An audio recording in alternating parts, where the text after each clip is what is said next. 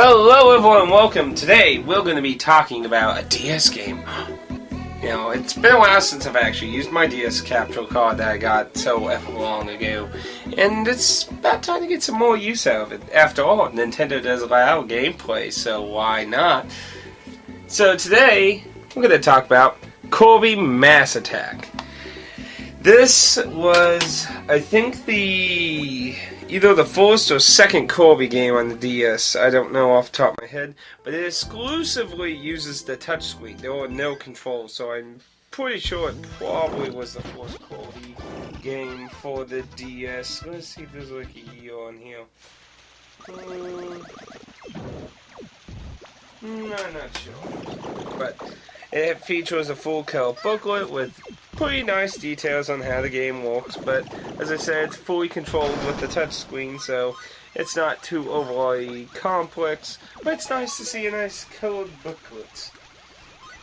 So Mass Attack is probably one of the few things I would ever call a point-and-click platformer.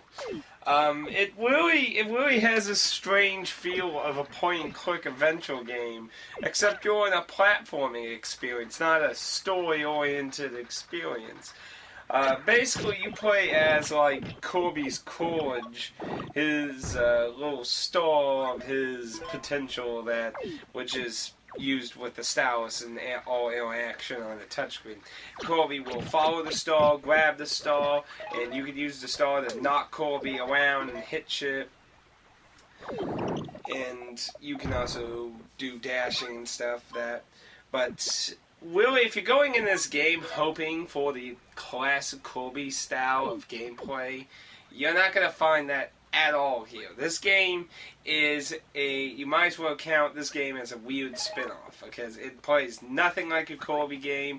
Most of the enemies I've fought, while cute and lovable and all that like Kirby enemies usually are, none of them are very reminiscent of familiar Kirby enemies. Now, admittedly, I haven't played every single Kirby game in existence. I've actually played many of the older Kirby games, but a lot of new ones have kind of fell between the cracks over the years, or backlog stuff I've been meaning to actually buy.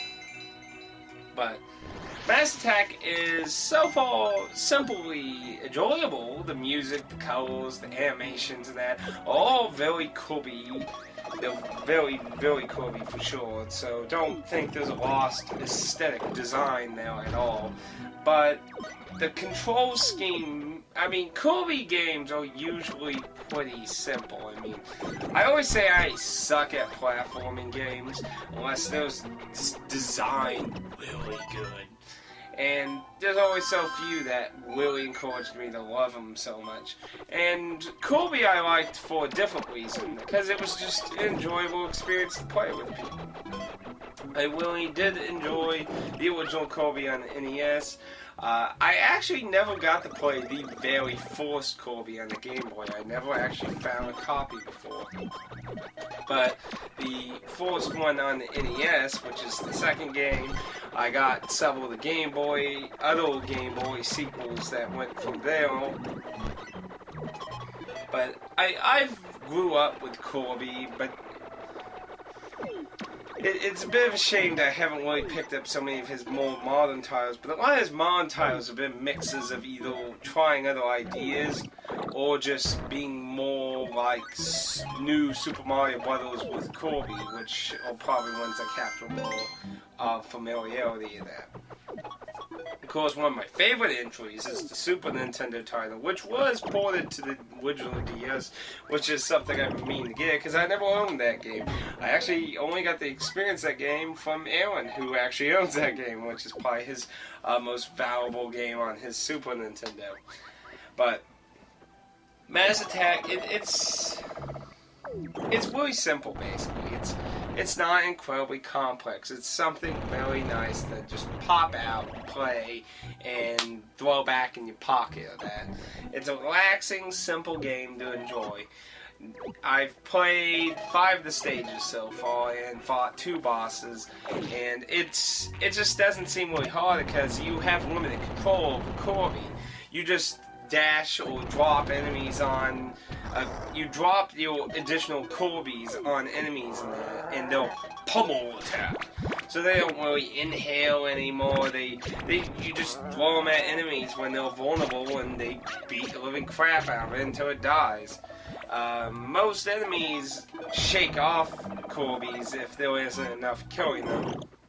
So you'll have to do it a few more times. But eventually you just rinse and repeat until it's beaten to the ground. It doesn't have a variety of approach towards the enemies, you know, and ever since the second title, Kirby has the copy ability, and that gives him tons of arsenal of abilities to face different challenges different ways, to solve puzzles different ways, and you just don't really seem to evolve a lot in this game in that way.